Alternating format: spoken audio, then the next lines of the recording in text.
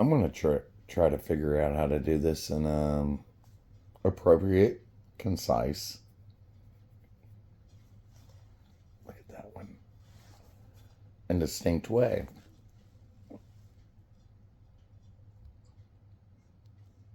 I had a day at work that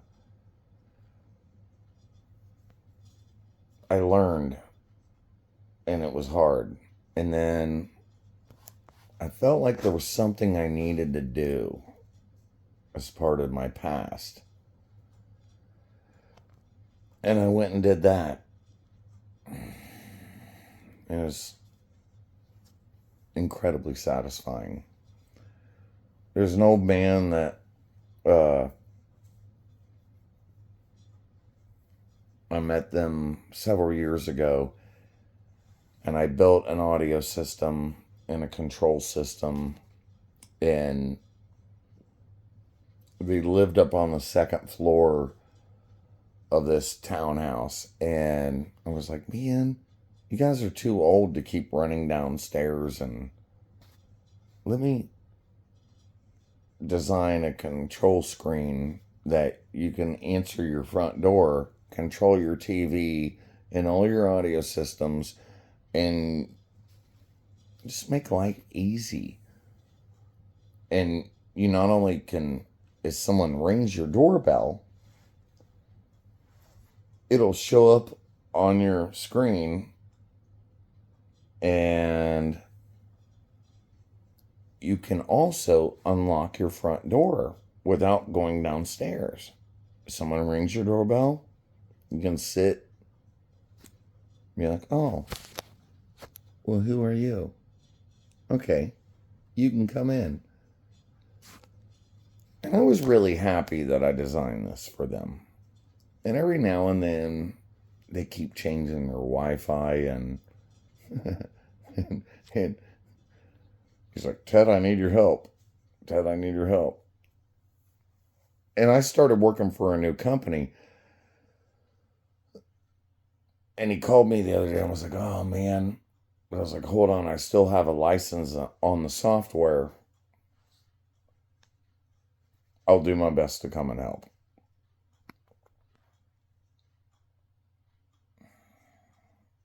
God, I am so in love with this couple. His wife was dying of Alzheimer's. She's she is now in a home, and he is where they live. And if you see the view, it's ridiculous. This couple's like The Notebook. As I set up the system for them, it was love until the very end. I literally watched this woman not know who he was at certain points in time. And he just leaned over, patient. Oh my God, the patience in this man. So I can't quit helping him. And he just, I love you.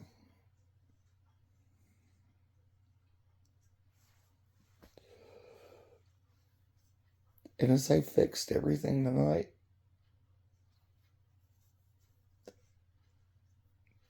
as I was packing everything up and I fixed it, as I was packing everything up, he goes, thanks, Ted. This is all I got. She's in a home, and I sit here and I went, oh, buddy, I know what you mean.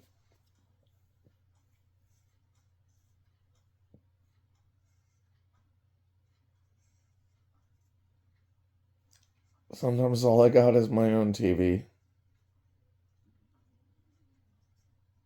And when I get your age, I'm not I'm not gonna go sing karaoke. I'm not gonna go hang out and play pool.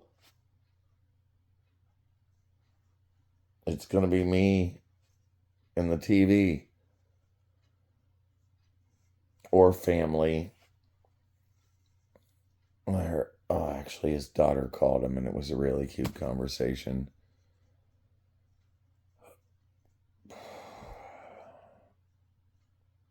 The love and devotion he had. And I met her right as she was losing her mind, and she's just an adorable woman. And I told him a story right when I was setting up their first system, and she was starting to lose her mind, and I would just watch him off the side. It was almost hard to work because I just wanted to watch this love story.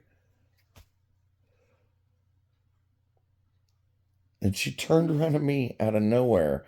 He didn't see this happen, but I told him this tonight. And she turned around to me and she goes, "You're a really good man." And I almost wondered if she thought I was someone else, because it's an Alzheimer's dementia thing. It was like, well, does she think I'm like her son or, him?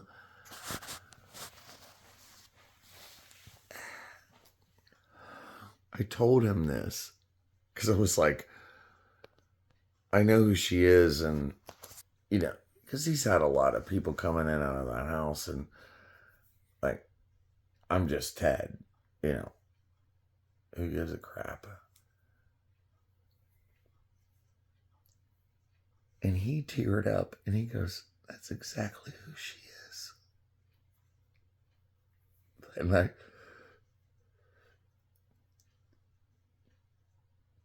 on my drive home,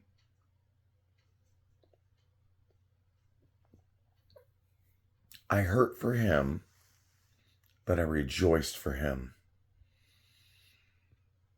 God bless, he had a woman like that in his life. Then I hurt for me.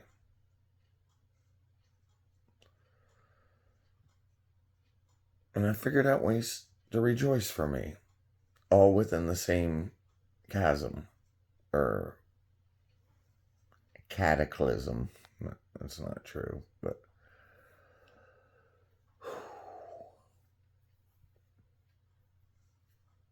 then I decided to stop somewhere.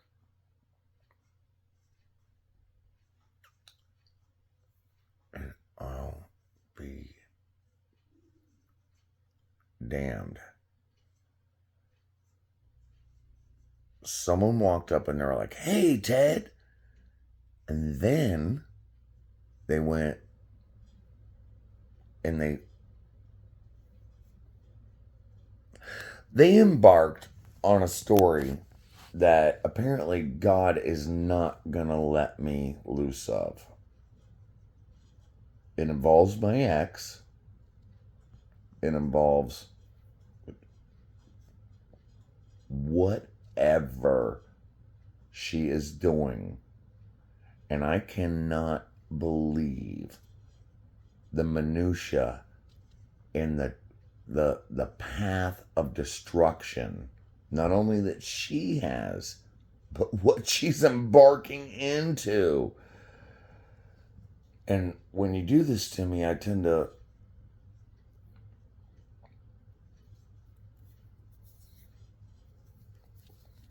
and I'll listen, and then they go, "Oh, wait a minute, I didn't mean to bunch you up." And I was like, wait a minute, you didn't mean to. It's not your fault. This is what's going on. So what this is what's going on with my kids and me.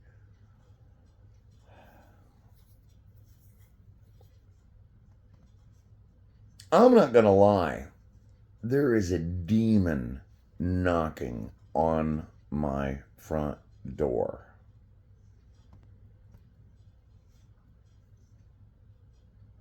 And in portions of it, all I can do is be a good man. And I fail at that. and I succeed, and I fail, and I succeed. It's like watching a really good boxing match.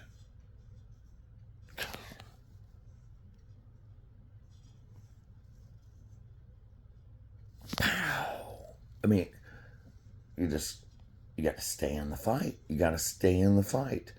And by the end of the night tonight, I almost got disgusted at these people and other people. Oh, you're such a good guy. You're such a. Look, as you evaluate things in life, and when you just failure and failure and failure, and you feel failure, and then people tell you that you're good, it's like them.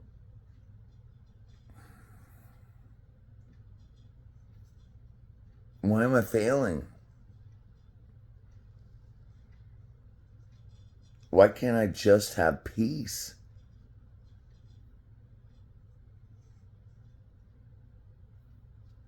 And then I thought back on the drive home. And this guy, he invested his money well. He I don't think he was a lawyer, but he worked in the courthouse. Whatever this guy did, he was always in the conversations I had with him. Jeez, oh Pete, the music. He was like, "Well, my CD player stopped working. Can you help me with that?" And I worked the programming where he can just hit a button, just make the simplest thing. Can I hit a button and it turn on that and that and that and that, and then just play music where I wanted to play it? And I made it happen. And I've done this for this guy over and over and over again. And then when I'm talking CD players, like a multi-disc 100, or it's like not 100, it's probably 50 or 30. It's an old Sony. I mean, nobody even uses those anymore. He's got to load it up, and he still wants to hear them. And everything is either classical music or gospel. Not even gospel. I swear, such a good man. Such a good man. And I left that house heartbroken and rejoicing. It was better than any Bogarts show that I've played or any concert that I've played. Watching him smile. He's losing the love of his life. He has to drive to a hospital. A hospice, probably. To see the love of his life fade away. He gets right up in her face. He literally told me this. He goes, "We can get right up in her face. And she doesn't know us anymore. But everybody that works there says she's the most adorable, loving person."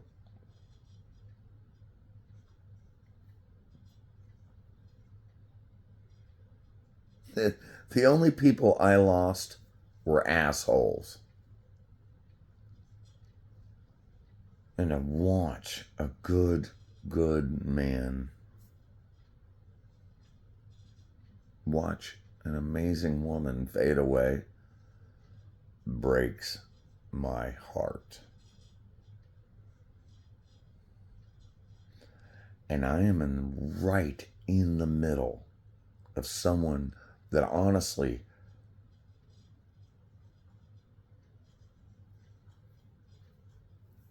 I've probably only been that in love one other time.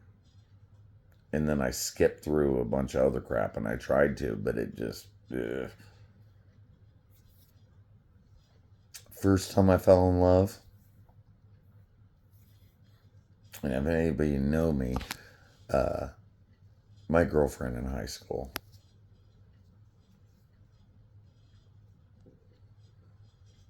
And then I wonder, if it's the last time I fell in love. But I'm telling you, the tragedy is that son of a could not try to hurt people more. It's an effort. It's a game plan. And I know people talk crap. Good grief. It's ridiculous to the point where my children are having major issues with this person. And these people that walked into the establishment that I was in was like, you won't believe this. And then it went, and I got puffed up. I got puffed up really bad. And they were like, wait a minute, we need to quit talking about this, don't we? And I was like, you can talk about whatever you want to.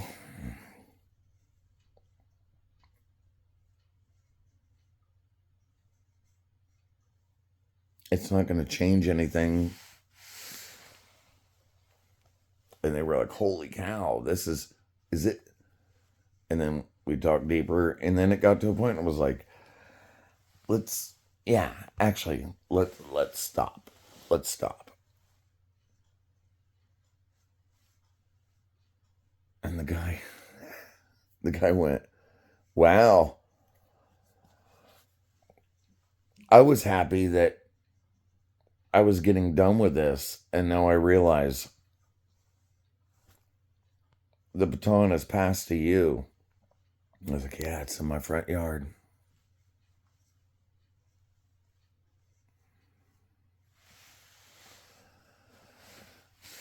Then in the conversation, we talked about God, His forbearance, His forgiveness, and how truly hard it is.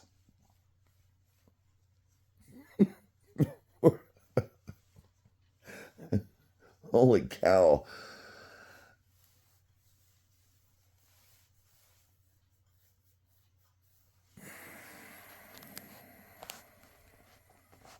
This whole reason I decided to hit record has a lot to do with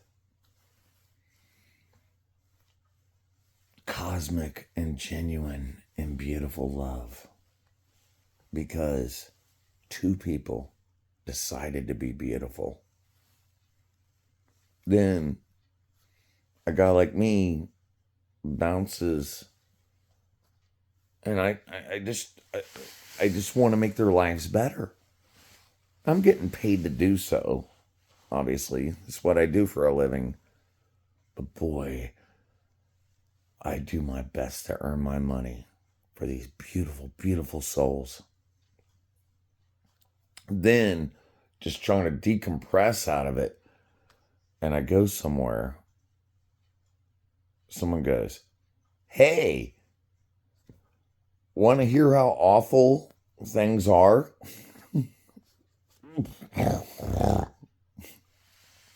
And by the end of it, we all talked about not giving up, letting go of our anger, being diligent with our discernment,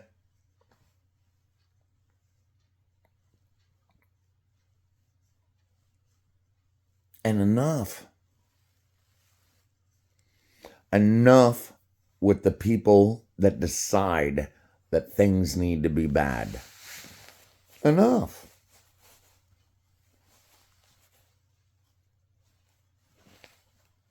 It doesn't have to be bad. You have to work hard to make things bad. Everybody thinks it's easy. No. You can have a house with a shitload of money and a lot of guns. Doesn't have to be bad. You can have a house with no money and a couple of guns and it not be bad. You actually can be in the middle of nowhere with nothing and it not be bad.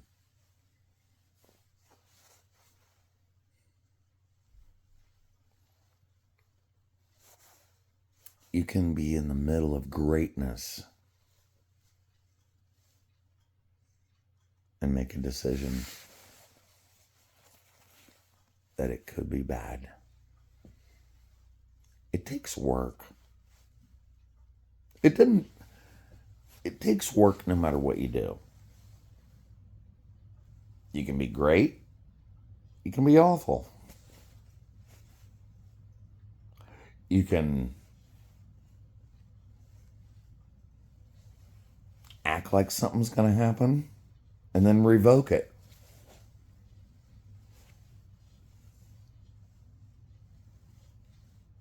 Tragedy is everywhere. Good grief. You can be a 10-year-old boy playing in the summer sun and then an explosion happens. And life can turn on a dime.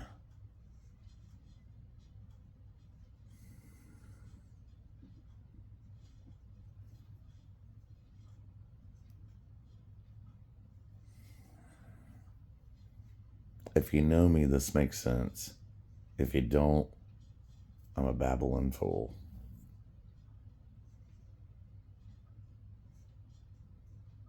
But as I tell my kids,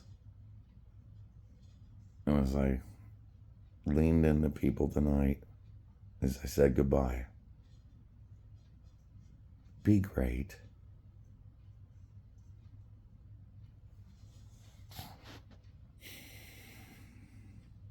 Just be great. Whether that's you or something you aspire to be great. And the rest of you, be gone.